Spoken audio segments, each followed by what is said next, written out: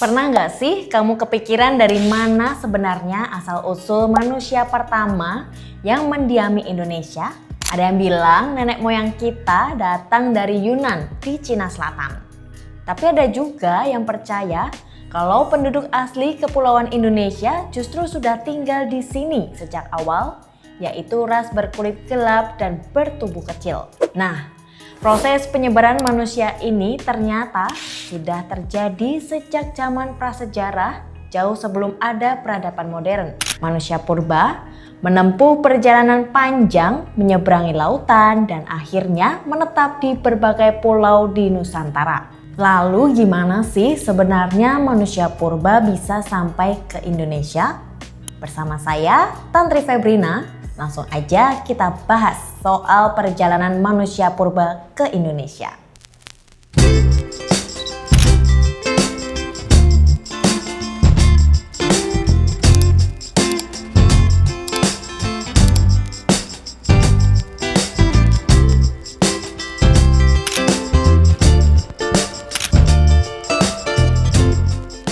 Salah satu cara manusia purba bisa sampai ke Kepulauan Indonesia ternyata berkat turunnya permukaan air laut pada zaman es. Saat itu sebagian besar air di bumi membeku di kutub, sehingga muncul daratan luas yang menghubungkan beberapa pulau besar di barat garis Wallace seperti Jawa, Sumatera, dan Kalimantan dengan daratan Asia. Daratan ini dikenal dengan nama Sundaland atau dataran Sunda yang diperkirakan ada sekitar 2,5 juta hingga 10.000 tahun lalu. Nah, wilayah ini menjadi jalur alami bagi manusia purba termasuk Homo erectus untuk berpindah dan akhirnya menetap di kawasan yang kini kita kenal sebagai Indonesia. Pamong Budaya Ahli Muda atau penanggung jawab unit Museum Manusia Purba Sangiran, Marlia Yulianti Roshidah, menjelaskan penyebaran manusia purba ke wilayah Indonesia, khususnya Pulau Jawa, berkaitan erat dengan teori out of Africa. Menurut Marlia, teori ini menyebutkan bahwa manusia purba pertama kali muncul di Afrika. Salah satu jenisnya Homo erectus diperkirakan sudah hidup sekitar 1,9 juta tahun lalu sebelum kemudian bermigrasi ke berbagai wilayah dunia termasuk Asia Tenggara. Jadi di teori out of Africa yang pertama gitu, itu ditemukan manusia purba yang usianya sudah sangat tua ya di Afrika. Untuk jenis Homo erectusnya yang kurang lebih usianya di 1,9 juta tahun yang lalu. Nah, kemudian mereka tadi bermigrasi, mereka berpindah sampai ke Jawa karena di kala Pleistosen tadi terbentuklah jembatan darat yang menghubungkan daratan Asia yang utama dengan Sumatera dan Pulau Jawa. Ia menambahkan, migrasi tersebut dimungkinkan karena pada masa itu terbentuk jembatan darat akibat turunnya permukaan air laut. Kondisi ini menghubungkan daratan utama Asia dengan Sumatera dan Pulau Jawa sehingga manusia purba bisa berpindah dan memulai kehidupan baru di wilayah Nusantara. Selain itu, Marlia juga menjelaskan perpindahan manusia purba dipengaruhi oleh beberapa faktor, terutama kondisi lingkungan. Menurut Marlia, manusia purba harus mampu beradaptasi dengan lingkungannya untuk bertahan hidup karena bergantung pada hasil buruan dan sumber makanan di alam. Mereka akan berpindah tempat jika wilayah yang mereka tinggali sudah tidak lagi menyediakan makanan yang cukup. Faktor yang mempengaruhi manusia purba bermigrasi itu diantaranya adalah faktor dari lingkungan karena mereka harus beradaptasi dengan lingkungannya. Jadi seperti misalnya mereka kan berburu ya, mereka mencari sumber makanan yang melimpah untuk mereka. Jika di situ sudah tidak menghasilkan buruan lagi, mereka akan berpindah ke tempat lain yang lebih mendukung. Yang menambahkan, bencana alam juga menjadi salah satu alasan manusia purba bermigrasi. Ketika lingkungan mengalami kerusakan akibat letusan gunung atau perubahan iklim, mereka akan mencari tempat baru yang lebih aman untuk ditinggali. Faktor misalnya ada bencana alam di situ, mungkin lingkungannya sudah rusak, mereka juga berpindah. Nah, kemudian selain itu dari manusia purbanya sendiri, mereka kan memiliki kemampuan ini ya untuk menyesuaikan diri, beradaptasi seperti itu, sehingga itu memungkinkan mereka untuk berpindah gitu, untuk mencari tempat yang lebih safe, lebih aman. Seiring waktu, manusia modern mulai berdatangan. Sekitar tahun 2000 sebelum Masehi datanglah bangsa Proto-Melayu membawa kebudayaan Neolitikum seperti kapak persegi dan kapak lonjong. Mereka masuk ke Indonesia lewat 2 jalur.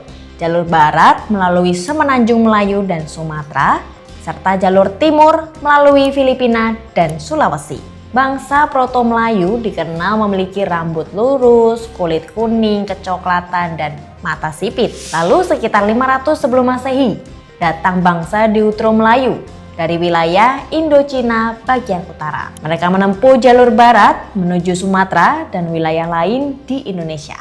Deutero-Melayu hidup berkelompok dan menjadi nenek moyang berbagai suku di Indonesia, seperti Jawa, Minang, Bali, dan Bugis. Namun sebelum mereka, sudah lebih dulu datang bangsa Melanesoid, kelompok berkulit hitam dari Teluk Tonkin. Kedatangan mereka menandai dimulainya zaman Mesolitikum atau zaman Batu Tengah. Hingga kini, keturunan mereka masih dapat ditemukan di kawasan Papua Barat, Maluku, Ambon, hingga Nusa Tenggara Timur. Jenis-jenis manusia purba yang ditemukan di Indonesia tergolong berusia sangat tua, sebanding dengan temuan manusia purba di berbagai negara lain.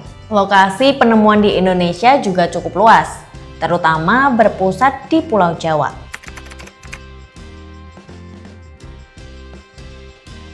Manusia purba jenis Pithecanthropus erectus ditemukan oleh Eugene Du Bois pada tahun 1890 di dekat Trinil, desa pinggir Bengawan Solo, tak jauh dari Ngawi atau Madiun.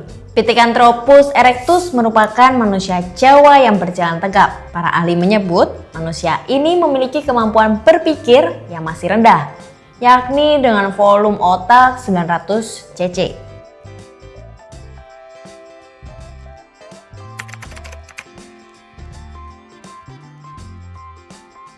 Fosil jenis Pithecanthropus mojokertensis ditemukan oleh Ghr von Koenigswald pada tahun 1936 di dekat Mojokerto.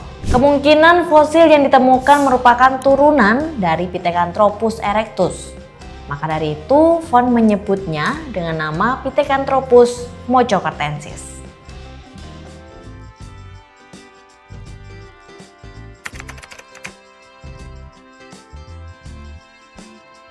Manusia purba Pithecanthropus soloensis ditemukan oleh von Koenigswald dan rekannya di Desa Ngandong, Jawa Tengah.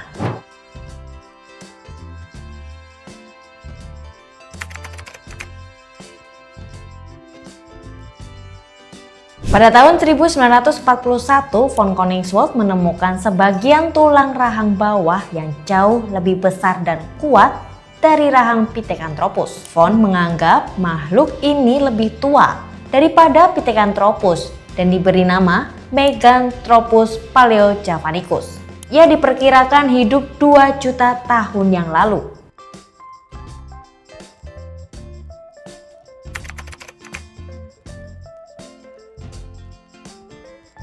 Von Koenigswald dan Weidenreich menemukan 11 fosil tengkorak di dekat Desa Ngandong, Lemah Bengawan Solo pada tahun 1913 hingga 1934. Makhluk ini dinilai lebih tinggi dari segi postur tubuhnya.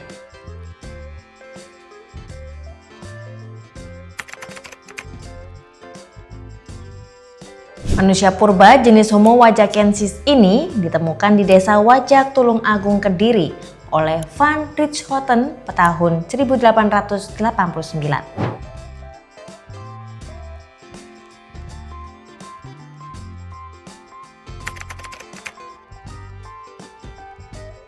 Penemuan Homo florensis oleh Peter Brown dan Mike J. Murwold bersama tim Pusat Penelitian Arkeologi Nasional di Gua Liang, Bua Flore. Mereka menemukan manusia purba berjenis kelamin wanita.